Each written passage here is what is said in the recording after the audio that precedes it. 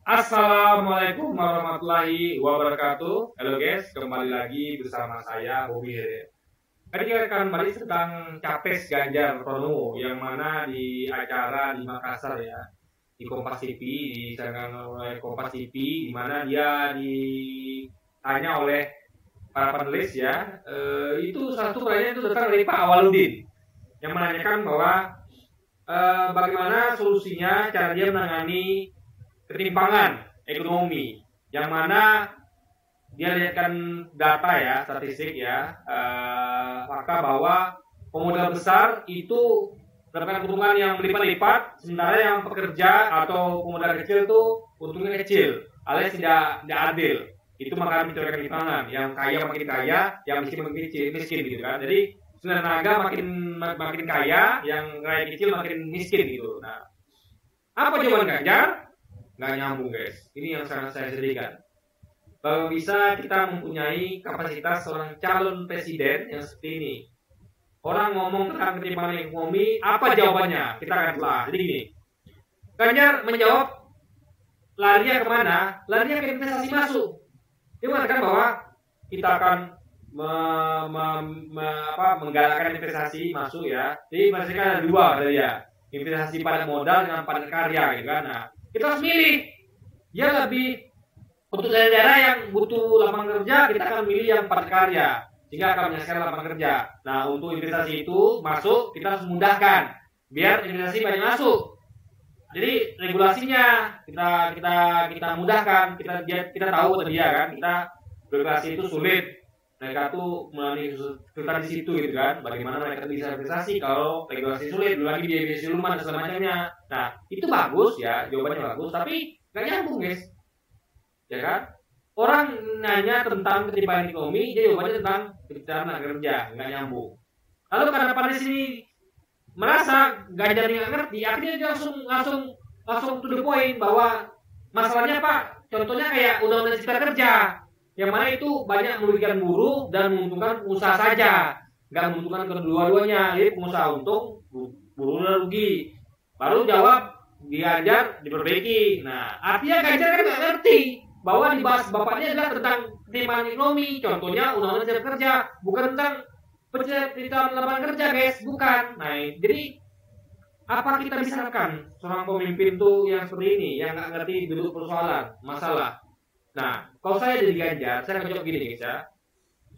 Masalahnya kan adalah pada yang kaya makin kaya, miskin makin miskin. Pemodal besar makin kaya, pemodal kecil makin atau yang kerja makin nggak sejahtera. Nah, maka jawabannya ya, saya atau kita akan buat regulasi ya tentang bagaimana hubungan antara pemodal dan pekerja. Itu jadi nggak usah ngomong tentang penciptaan kerja, itu nggak nyambung gitu. Kita fokus ini. Jadi jawabannya begitu. Jadi kita perlu petakan ya, untuk agar pengusaha ini bisa memberikan kesejahteraan kepada karyawannya, tentu dia harus bantu juga.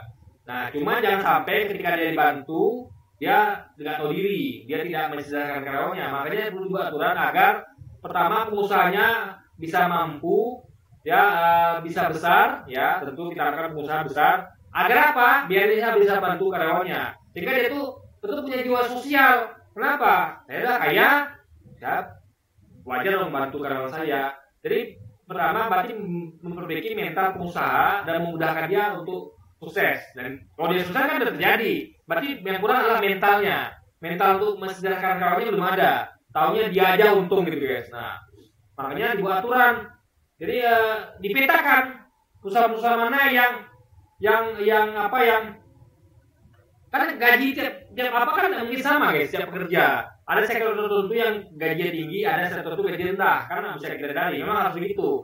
Karena contoh kayak sektor manufaktur yang pada karya ya, banyak pekerja itu tentu nggak bisa gajinya sama dengan yang padat modal. Karena komponen terbesar perusahaan yang manufaktur ini atau pada karya adalah pada pekerjanya. Kalau yang sektor pada modal kan tidak pada pekerja, tapi pada mungkin izin aset segala macam gitu kan. Nah, jadi saya samakan gitu. Karena kalau disamakan berarti kita nggak bisa memetakan. Kacau nanti guys, harus dibedakan. Nah, tapi meski begitu ya harus berarti harus tercipta perusahaan yang efisien dan pengusaha berpihak pada karyawan. Karena kalau karyawan sejahtera, pengusaha juga akan sejahtera. Karena dia akan cintai karyawannya dan karyawannya akan memberikan lebih pada perusahaan. Karena perusahaannya karyawannya sejahtera gitu kan. Nah, makanya dibuat regulasi bagaimana supaya perusahaan ini dibantu dipetakan sektor apa yang kira-kira semua sektor ya harus dijaga agar terjadi tidak ada kebersamaan antara semua sektor dalam artian terciptanya kompetisi yang sehat, keadilan gitu kan. Nah, jika perusahaan ini bisa kompetisi yang sehat, tidak ada monopoli misalnya kan, tidak ada monopoli, tidak di KKN, juga bagaimana supaya dimudahkan usahanya, juga aturannya bagaimana supaya bisa menjaga karyawan. Itu semuanya berkaitan guys, harusnya begitu kan. Nah, contoh sederhana kayak gini. Ya kebijakannya itu kan harus juga membantu perusahaan. Contoh gini ya, misalnya kayak saya ada pegang saham perusahaan yang mana perusahaan ini bergerak di bidang manufaktur ya. Dia tuh produknya adalah pengentasan produk plastik gitu. Nah, ini perusahaan ini ya bagus. Nah, meskipun utangnya lumayan, tapi dia bisa mengendalikan utang itu. Jadi masalahnya bukan pada di utang, bukan masalah pendapatan. Pendapatannya bagus.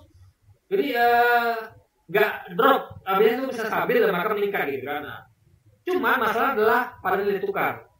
Jadi karena di perusahaan itu adalah banyak bahan bakunya impor, ya, dia memproduksi bahan baku itu di Indonesia tidak ada yang jual, dia mengimpor, lalu juga mesin-mesinnya juga impor, sehingga dia ketika dolar jeblok sekarang ini ya, dolarnya itu menguat, rupiah jeblok, dia merugi sekitar 17 miliar. Ya itu tadi kan sisi kurs tadi. Nah, artinya pemerintah gagal dalam menjaga kurs, karena kita tahu kurs itu gak mesti harus rupiah membuat signifikan juga nggak mesti juga. Kenapa? Karena nanti yang sektor ekspor akan dirugikan.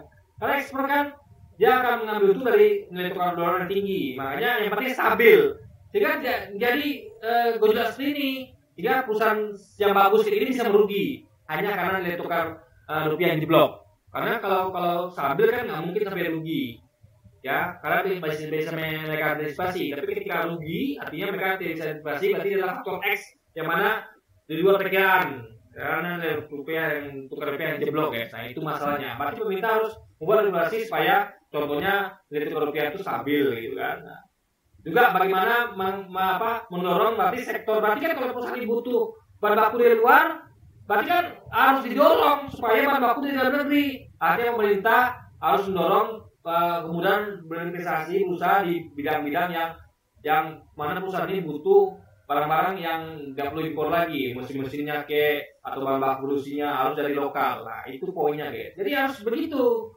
Jadi harus komprehensif. Gitu. Jadi nggak ngomong tentang pencarian kerja, tapi bagaimana hubungan antara pemerintah, bagaimana pemerintah ini memudahkan pengusaha, memudahkan pekerja, memudahkan keadaan ekonomi sehingga perusahaan bisa tumbuh nggak rugi dan pengusaha juga punya mental. Itu pengusaha ini kan nggak bisa kita tuntut punya mental akhlak yang baik kalau tidak ada regulasi. Karena mereka bukan malaikat, mereka adalah manusia yang tetap bisa buat curang, bisa berbuat mereka itu berpihak pada kelompoknya, berbeda pada dirinya, kelompok-golongan tidak peduli pada pekerja. Makanya buat regulasi. Sehingga masa pengusaha yang nakal sini untuk bisa keluar dari zona nakalnya dan menjadi orang-orang yang adil dan dia mengutamakan juga kepentingan dari kerjanya guys. Dan juga masyarakat berupa program-program CSR yang tentu akan memberi dampak kepada masyarakat di lingkungan sekitar perusahaan. Jadi tidak ada memikirkan perusahaan ini mempertebal kantongnya, tapi juga bagaimana karyawan sejahtera dan masyarakat di tempat dia berusaha itu juga sejahtera. Nah itu harusnya dijawab oleh Ganjar. Malah saya jawab guys. Nah luar biasa kan. Jadi kita nggak bisa bareng pemimpin sendiri ya. Pemimpin yang nggak ngerti letak dulu persoalan masalah. Jadi saya agak miris saja kalau sempat nanti Ganjar dari pemimpin itu bagaimana ya. Jadi dia tidak akan bisa menyelesaikan masalah itu, enggak. Karena kayak undang-undang cipta kerja harus dipancing dulu oleh Pak Waludin ini, ya. Kalau tidak dia tidak ngomong itu, padahal yang dibahas itu dulu guys. Nah, jadi bagaimana bisa kita bahas tentang ketimpangan ekonomi, undang-undang cipta kerja, dia malah bahas tentang penciptaan lapangan kerja, itu nggak nyambung.